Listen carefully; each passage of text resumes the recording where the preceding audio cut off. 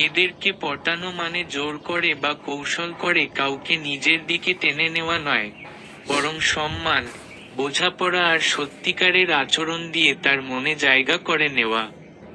প্রথম ও সবচেয়ে গুরুত্বপূর্ণ বিষয় হলো নিজের আচরণ ও ব্যক্তিত্ব।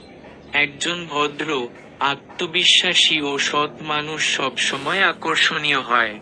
অতিরিক্ত অভিনয় বা ভান না করে নিজেকে যেমন তেমনই উপস্থাপন করা সবচেয়ে ভালো।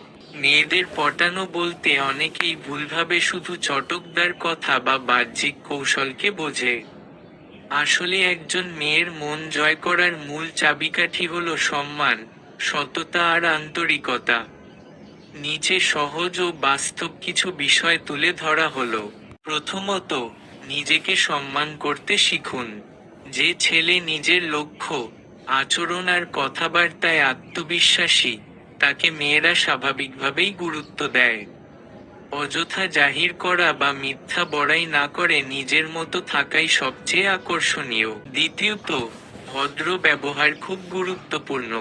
কথা বলার সময় শালীন ভাষা ব্যবহার করুন, অশালীন ইঙ্গিত বা জোরাজুরি করবেন না।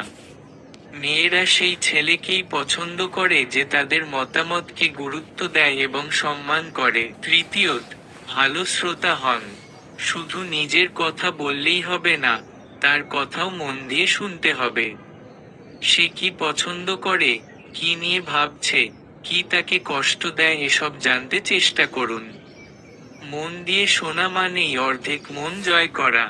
চতুর্থত, সময় দিন কিন্তু অতিরিক্ত বিরক্ত করবেন না। বারবার মেসেজ বা কল করে চাপ সৃষ্টি করলে উল্টো ফল হয়।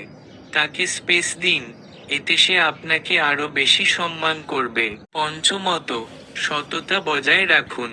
অনুভূতি থাকলে তা পরিষ্কারভাবে বলুন, কিন্তু জোর করবেন না। ভালোবাসা কখনো চাপ দিয়ে আদায় করা যায় না। সে যদি না বলে, তার সিদ্ধান্তকে সম্মান করুন। সবশেষে মনে রাখবেন, মেয়েদের পটানো কোনো খেলা নয়। একজন মানুষ হিসেবে তাকে বুঝতে পারা, বিশ্বাস তৈরি করা আর বন্ধুত্ব গড়ে তোলাই আসল সাফল্য। সত্যিকারের সম্মান আর আন্তরিকতা থাকলে মন আপনা আপনি জয় হয়ে যায়। বন্ধুরা, আপনি যদি মেয়ে পটাতে চান তাহলে এই কথাগুলো শুনে কাজ করুন আর আমার চ্যানেলটি সাবস্ক্রাইব করে দিন। আবার আসবো নতুন ভিডিও।